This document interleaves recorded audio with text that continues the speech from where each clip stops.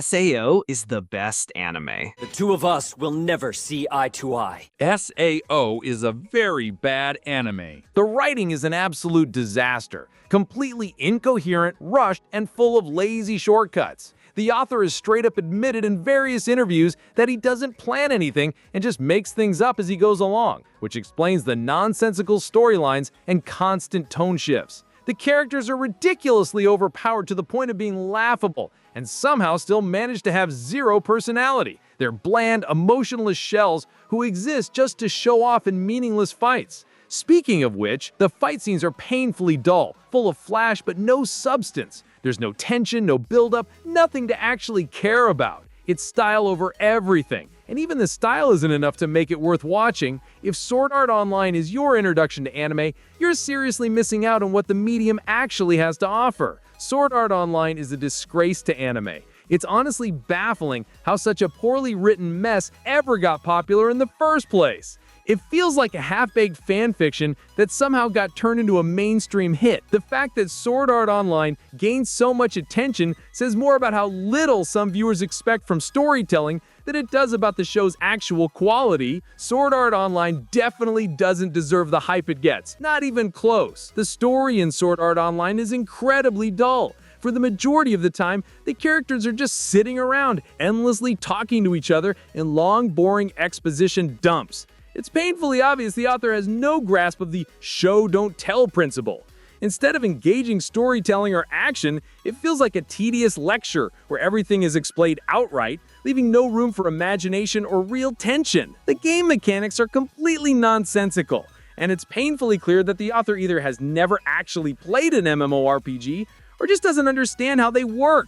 Basic concepts like stats, progression, and party dynamics are ignored or misrepresented entirely. Instead of capturing the depth and strategy of real online games, the show throws in random rules and overpowered nonsense whenever it's convenient for the plot. It's frustrating to watch if you've ever touched an actual MMORPG. What's even worse than the show itself is the fan base. They worship this train wreck like it's some kind of masterpiece, completely blind to how badly written and shallow it really is. If you thought Zack Snyder fans were obsessive and out of touch, then you clearly haven't run into Sword Art Online fans. They treat this disaster like it's the pinnacle of anime, defending every ridiculous plot twist and hollow character as if it's flawless. It's absolutely pathetic. Sword Art Online fans must not realize other anime even exist.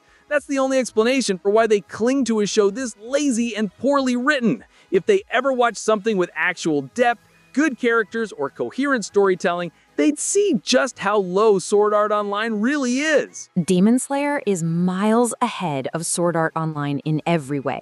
The animation is absolutely stunning, the fight scenes are intense and beautifully choreographed, and the characters are genuinely likable and well-developed. The story pulls you in and keeps you hooked all the way through from the beginning to the end. It does everything Sword Art Online tries to do, but actually pulls it off with real skill and heart. The animation quality in Demon Slayer is absolutely top-notch and truly stands out in the world of anime. Its fluid motion brings every fight scene to life with incredible energy and precision, making each battle feel dynamic and intense. The studio's use of vibrant colors and detailed backgrounds creates a rich, immersive world that draws viewers in completely. What really sets it apart is the seamless blend of traditional animation with cutting-edge digital effects, like the stunning water and flame techniques, which add a unique and mesmerizing visual flair, elevating the entire viewing experience. There's really no reason to waste time on Sword Art Online when anime like Demon Slayer exist. Why settle for sloppy writing and bland characters when you could be watching something with incredible animation, great storytelling, and real emotional impact? If you're still stuck watching Sword Art Online, it's time to move on. There are way better shows out there, and Demon Slayer is a great place to start. Don't waste your time, upgrade your anime taste. Moreover, the Demon Slayer Mugen Train movie is fantastic. for so many reasons. The animation quality is absolutely stunning, with breathtaking visuals and fluid fight scenes that really bring the action to life. The story is emotionally powerful, diving deep into the characters' struggles and growth, which makes you care a lot about what happens. The music perfectly sets the mood and intensifies key moments, giving fans an exciting and satisfying experience.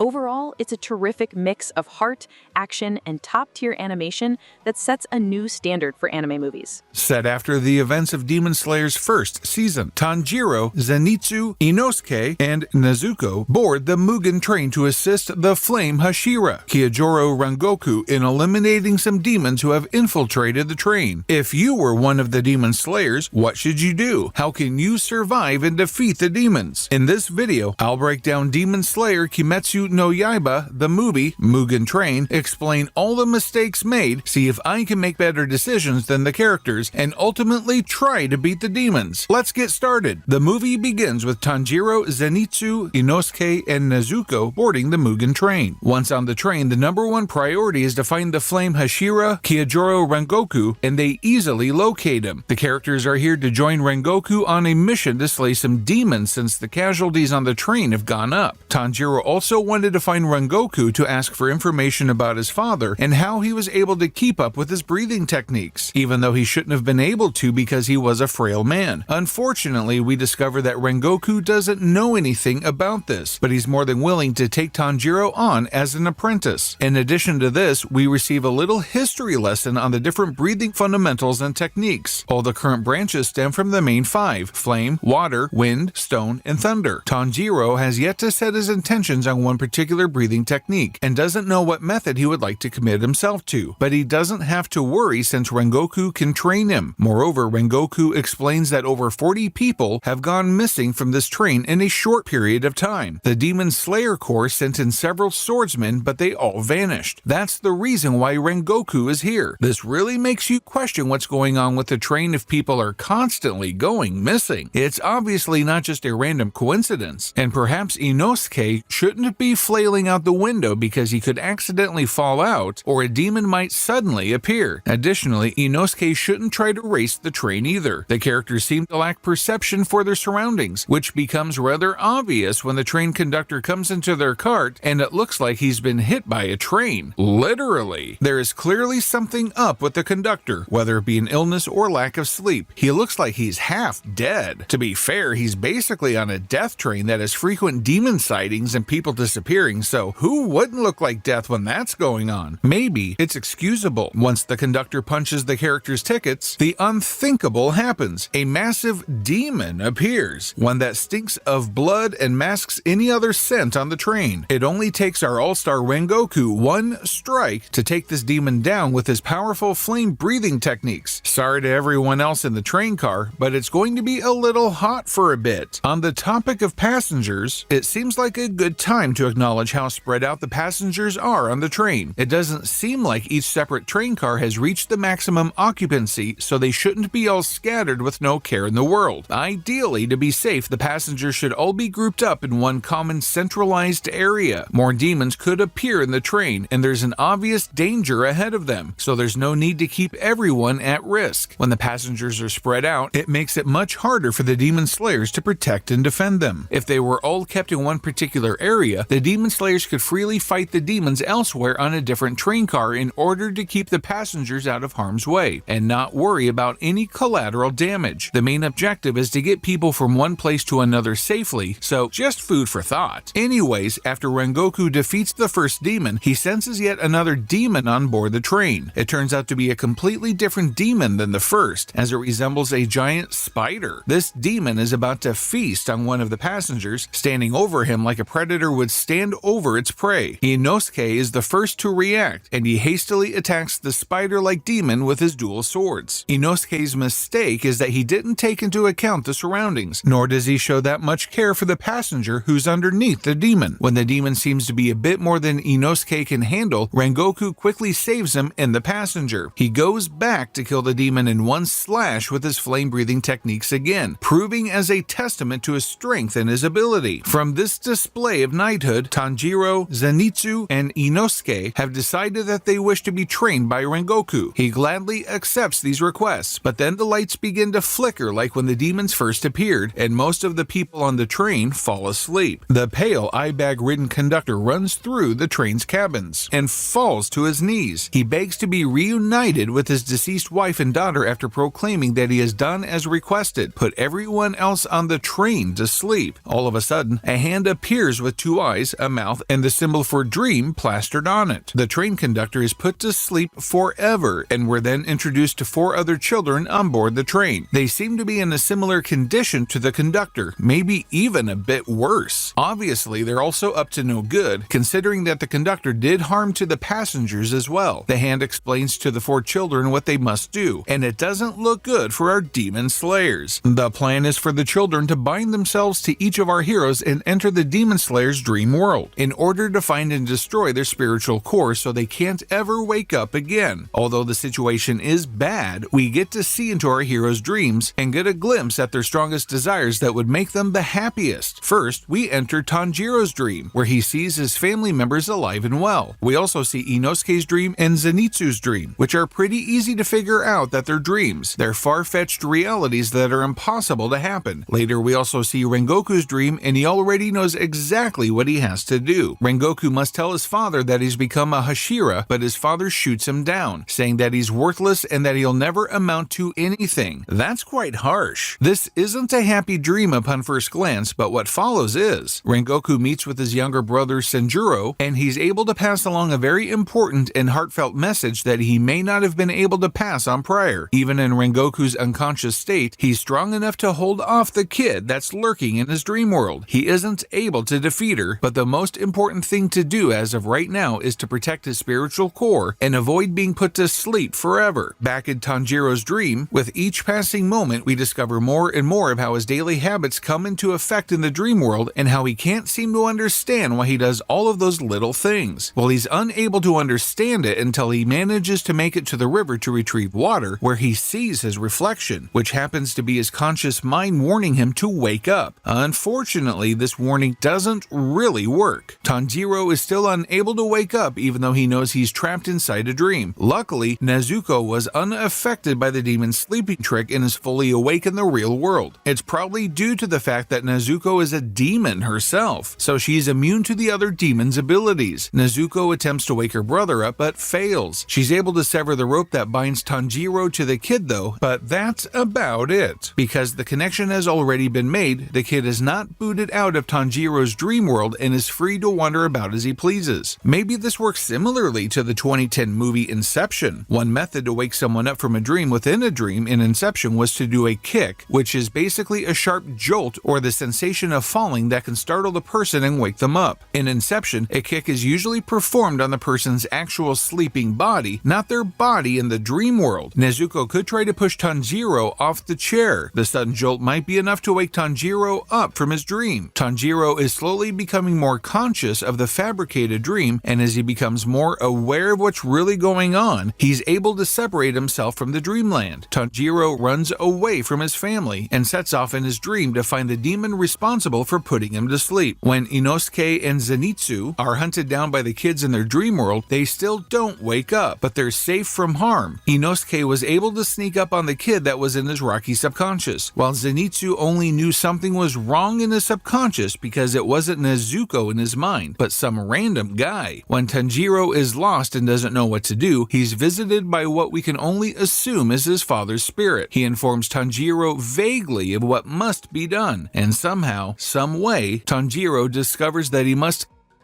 inside his dream in order to break out and wake up. Seems a bit drastic, but hey, it gets the job done, right? In regards to dream logic, there seems to be some minor bending of the rules. The dream world is supposed to be circular, go one way and end up on the other side of the dream, kind of like a hamster wheel. It seemed though that there was an expansion of Tanjiro's dream world if the kid was trying to find a corner of the dream realm. That means with the expansion of Tanjiro's dream, the corner would be ever changing until he settles down. It's quite possible that the direction Tanjiro Tanjiro was running in was completely parallel to the corner that the kid found. But that seems almost impossible. Tanjiro wakes up to discover that he's the only one, besides Nezuko, who's awake. Tanjiro realizes that everyone was put to sleep when their train tickets were punched. Nezuko also burns the other ropes binding the kids to the demon slayers. However, this doesn't wake them up. The 4 kids wake up to fight Tanjiro, but he knocks 3 of them out with a chop to the neck. The last kid is the one who invaded Tanjiro's dream. He found the happiness and warmth that he was searching for in Tanjiro's subconscious. The kid has a sudden epiphany and can't believe that he would put himself ahead of others for the sake of a good dream. Because of this, he decides that there's no need to harm Tanjiro or his spiritual core. Ultimately, this would have been the undoing of Tanjiro, as the sprites in the subconscious led the kid straight to his spiritual core. So he's lucky that the kid had a drastic change of heart in the end. Tanjiro searches the train cars and finds the demon who's responsible for the mass sleep attack. It turns out to be Enmu, the lower rank one of the 12 Kizuki. Enmu mixed his blood with the train tickets, so when the conductor punched the holes through them, the spell activated and it put everyone on board to sleep. Enmu isn't sure how Tanjiro woke up. Tanjiro fights Enmu with his water-breathing technique, while Nezuko is tasked with waking up the other demon slayers. Enmu uses his sleep inducement abilities on Tanjiro, but it doesn't work. Tanjiro falls under the sleeping spell, but he's self-aware enough to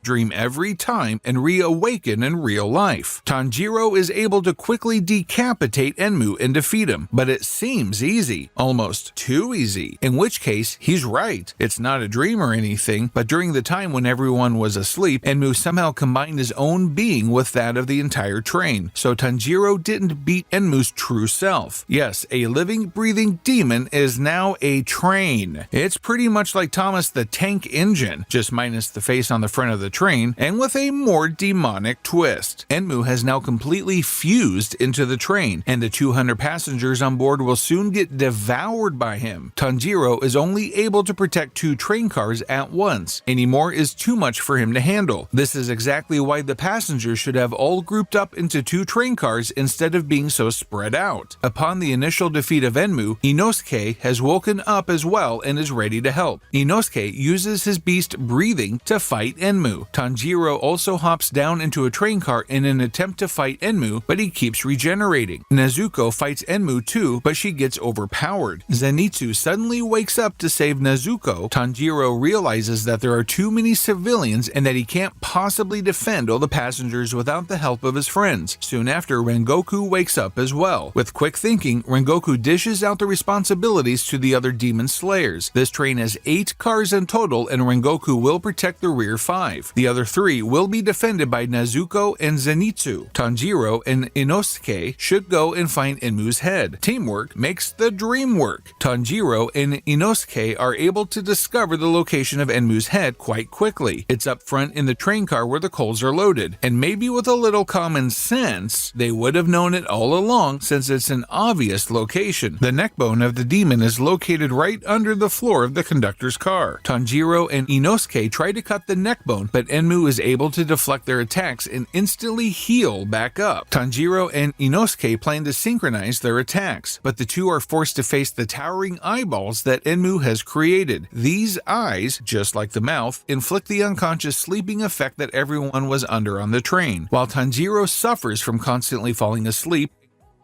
dream to wake up, Inosuke is lucky due to the boar's head that he's wearing. The demon's eyes are unable to affect him since they can't get a clear sight on him. Tanjiro's only hope is to have his eyes remain closed after waking up. This is hard for him to do, as he would have to decipher whether or not he was in a dream while his eyes are closed, and he would need to only inflict damage upon Enmu, and not Inosuke himself or any other bystander. Although perhaps a more obvious solution for this predicament would be for Tanjiro to create a makeshift blindfold by ripping a small piece of fabric from his clothing and wrapping it around his eyes. This option is never needed, as Inosuke helps Tanjiro and prevents him from accidentally in the real world. Enmu's neckbone is guarded by yet another sleep-deprived, pleasant dream hunter human. This human is about to stab Inosuke, but Tanjiro protects him by using his body as a shield. The man is able to stab Tanjiro in the stomach, but he says that he's alright. Together with combined attacks and synchronized breathing techniques, Tanjiro and Inosuke are able to eventually defeat Enmu. It took a few tries, but they accomplished their goal. They severed the head from the demon, and the train is rid of his presence. The train practically explodes and derails. Now, my initial thought on how to beat Enmu while he was morphed into the train would be to stop the train somehow, get into the conductor's car and turn off the engine, or burn through all the coal, or something like that. It may leave them stranded for a moment, but it could be potentially safer for the passengers on board. The train might not have been powering the demon, but it would have been worth a try at least. Maybe stopping the train would somehow make Enmu weaker, not to mention the whole train crash after the defeat of Enmu that traps the passengers and keeps the group separated. I'd like to think that it could have been avoided somehow, which would have made the next fight a little bit easier. Next fight? Well, of course the movie isn't over yet. Tanjiro has a good heart and is concerned about the man who stabbed him. He asks Inosuke to make sure that the man is alright. Enmu finally dies, and Tanjiro uses his breathing technique to stop the bleeding from his gut. Rengoku tells Tanjiro that many people were injured from the train derailing, but they're safe for the time being. Unfortunately, hidden in the nearby forest, there's another more powerful demon lurking. It's Akaza, the upper rank 3 of the 12 Kizuki. He's come to finish off Tanjiro, but Rengoku protects him in the nick of time. Inosuke is off helping the other passengers, leaving just the injured Tanjiro and powerful Rengoku to fend off this new demon. Akaza offers to turn Rengoku into a demon as well, but he firmly declines since he would much rather stay a human being. A long drawn-out battle ensues between Rengoku and Akaza, in which it's a battle of speed and strength. This forces Tanjiro and Inosuke off to the side to watch as their newfound mentor wears himself thin, pushing harder and harder to defeat Akaza, but to no avail. By the end, Rengoku falls to Akaza and dies from his injuries, while Akaza flees from the sunlight to avoid getting fatally burned to ashes. What would have made sense in order to be successful during this battle was to rally up the group and attack Akaza all at once. Yes, Akaza is extremely fast and powerful, so it might be difficult to keep up with him at first, but when there are many people attacking one person, there's room for mistakes and room for sneak attacks. It's like the age-old question, would you rather fight one horse-sized duck or 100 duck-sized horses? If you're attacked from all sides, then you don't know what to do and it's hard to defend yourself. When it's just one person, you're able to easily fend off the attacks. If anything, the other demon slayers could at least serve as a distraction while Rengoku hones in on the main goal of killing Akaza. Since it's still dark out too, Nezuko could have also been of great use in the fight. In the end, a team battle is far more effective than a solo battle since there's strength in numbers. Tanjiro and Inosuke do try to help Rengoku later on, but it's far too late at that point, and Akaza escapes. Perhaps taking up Akaza's offer to become a demon might not have been such a bad idea. Demons are immortal, immune to any disease or poison, able to regenerate, and they have enhanced physical endurance. But there's something that all the characters missed, and if you only watched this movie once, maybe you missed it too. It's the heat of the battle, everyone is on edge, and no one wants to let their defenses down. But listening is a key factor when it comes to fighting cocky, arrogant demons. Even Enmu made this mistake earlier by telling Tanjiro that he had morphed with the entire train. Although most of the time Akaza was repeatedly trying to get Rengoku to become a demon, he also threw out an important yet small detail about himself before the fight began. We get to see Rengoku and Tanjiro from Akaza's point of view, and we get a quick glimpse of something entirely different. Akaza states quite clearly that he can see Rengoku's fighting spirit, and that it's almost maxed out. In passing, and as someone who isn't able to see from Akaza's point of view, this could be a random throwaway comment. It could simply be something that was stated in response to someone fighting, but this time it wasn't. We as the audience members know this, but the Demon Slayers do not. Picking up on this comment and actually doing something about it would have been crucial in this moment. It could have saved Rengoku from his demise and given the group an upper hand in the battle, since Akaza's ability to sense someone's fighting spirit allows him to discern all their weaknesses. Though, had one processed this comment and relied upon it, they would have been making judgment calls based on speculation suspicion and assumption. They would have needed to take that comment at face value and assume that Akaza relied heavily on that sight to fight. It's easy for us as audience members to say, yes, that's exactly what should have been focused on. But when you're in the heat of the moment, it might be impossible to pick up on such small tidbits. Had Rengoku or any other members of our demon-slaying heroes been able to suppress their fighting spirit, then they should have defeated Akaza. It could have been a sneak attack, or it could have been a head-on fight. The fighting spirit allows Akaza to predict attacks, so hiding it could prevent that from happening. How would one go about suppressing their fighting spirit? It's hard to tell. Is it their ability to fight? Is it their techniques and powers? Or is it their emotional state of being? Who knows? But fighting in a group instead of solo would have bought them some time to figure out an effective method of attack, or it could have at least pushed them to the time of the sunrise, in which Akaza would have been required to flee, or he would have had to face his fate with the sun. Potentially, this option could have ended up with a more injured group than what already existed, but everyone was lucky that Rengoku was there, or else Tanjiro would have been left defenseless. Rengoku talks to Tanjiro one final time before he dies and tells him to visit his old residence. There are notes left by the previous flame Hashira there, and it could contain information about the dance Tanjiro mentioned earlier. Unfortunately, Rengoku isn't able to heal himself with a breathing technique and dies from his injuries shortly after giving an emotional speech. The other demon slayers cry and promise to train hard. Finally, the movie ends with a crow delivering the news of Rengoku's death to the other members of the Demon Slayer Corps. We also learn that none of the other 200 train passengers died. And that's how to beat the demons in Demon Slayer Kimetsu no Yaiba, the movie Mugen Train. Do you have any better strategies or methods? If so, let me know in the comments below. Demon Slayer Kimetsu no Yaiba, the movie Mugen Train, ended up making over $503 million at the box office, became the highest grossing movie of 2020, and received positive reviews from critics and audiences alike. It was the first time in cinematic history that a non-Hollywood movie topped the annual box office. Furthermore, Demon Slayer Kimetsu no Yaiba, the movie Mugen Train, is also currently the highest grossing anime movie, the highest grossing R-rated animated movie, and the highest grossing Japanese movie of all time. The second season of the Demon Slayer anime began with an extended and retooled version of the Mugen Train movie. What did you think of Demon Slayer Kimetsu no Yaiba, the movie Mugen Train? I personally thought it was amazing. The animation was fantastic, the fight scenes were awesome, and the characters were really great. Overall, it was very fun to watch, and I'm definitely looking forward to watching more Demon Slayer. Which movie or anime should I do next? Leave a suggestion. Be sure to also check out some of the other How to Beat videos on this channel. Well, that's it for this video. If you enjoyed it, make sure to subscribe so you never miss a future upload. Thanks for watching, and I'll see you in the next video. As you can see, Demon Slayer Mugen Train is in a completely different league compared to Sword Art Online. The storytelling, animation, emotional weight,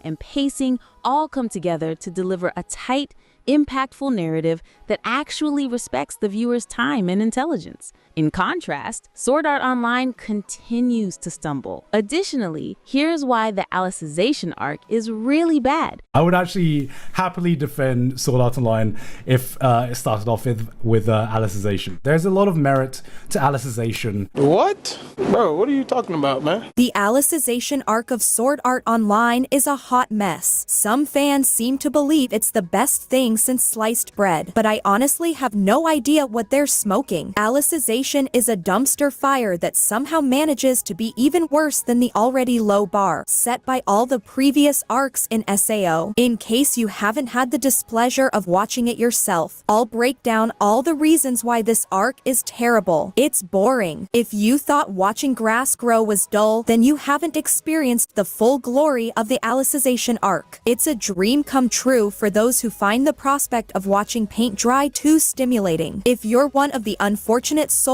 who suffers from insomnia, then this arc is the perfect solution for your sleepless nights. Just pop on an episode and you'll be snoring away in no time. It's truly a masterpiece in the art of failing to captivate an audience. An example of a good story about virtual reality gaming would be Ready Player One. Its gripping storyline keeps audiences on the edge of their seats as they follow the protagonist's journey through a high-stakes treasure hunt. The movie successfully blends elements of action, suspense, and humor. With its visually stunning effects and imaginative world-building, Ready Player One offers a visually dazzling spectacle that keeps viewers entertained from start to finish. It's like stepping into a time machine where you can encounter superheroes, video game icons, and beloved movie characters all in one place. This fusion of past and present creates a dynamic and unpredictable environment. Solving these puzzles alongside the protagonist becomes an interactive experience for the audience, drawing us deeper into the narrative and making us active participants in the adventure. Pacing issues. This arc is so slow-paced that entire episodes are dedicated to exposition. Who needs exciting battles when you can have hours upon hours of characters explaining things to each other? It's almost impressive how the writers have managed to drag out the story to the point of utter boredom. You'll find yourself struggling to stay awake as the plot inches along at an agonizingly slow pace, with no end in sight. Maybe they're trying to test our patience, or maybe they just want to see how long it takes for their audience to fall asleep from sheer boredom. Contrived plot devices. The arc relies heavily on convenient plot devices, which can feel forced and artificial, like the writers are trying to manipulate their audience into caring about characters or plot points that haven't been properly earned. The writers have no shame in their game. They'll use whatever plot device they can to try and keep their audience interested, even if it means sacrificing logic and consistency. It's like they're daring their audience to call them out on their lazy writing, knowing full well that most of the fans will just shrug and accept it because they're too stupid. Over-reliance on exposition. The arc is heavy on exposition, with characters constantly explaining the rules and mechanics of the virtual world, which can become overwhelming and tedious. It's like being in a virtual classroom, except instead of learning anything interesting or useful, you get to listen to characters spout exposition at an alarming rate. The writers are trying to actively punish their audience for expecting an exciting storyline. Here are some of our suggestions on how to fix this arc. Don't forget to subscribe and join the ranks of fellow SAO loathers as we unleash scathing critiques and unapologetic rants about this anime. Get ready to fuel your fiery disdain for Sword Art Online because we've got a plethora of exhilarating hate videos. Our upcoming videos promise to be even more captivating and thought-provoking than ever before, as we continue to delve into the depths of SAO's flaws and shortcomings. Don't miss out on the action as we serve up a heaping dose of unfiltered criticism and keep the hate flowing strong. If you're tired of all the SAO apologists and are ready to join a community that isn't afraid to speak the truth, hit that subscribe button and join us on this journey of SAO hate.